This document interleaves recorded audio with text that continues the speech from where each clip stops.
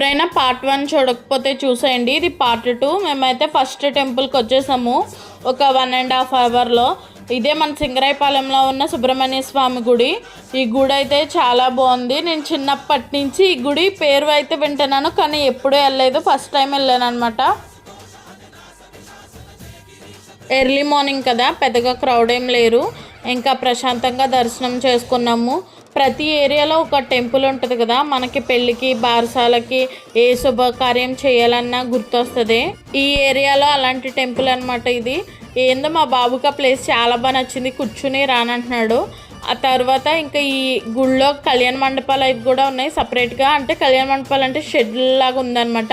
నాకు most favourite నచ్చింది ఏంటంటే ఉయ్యాలలు కూడా ఆలయిస్తారంట ఉయ్యాల ఫంక్షన్ చేసుకోవడానికి.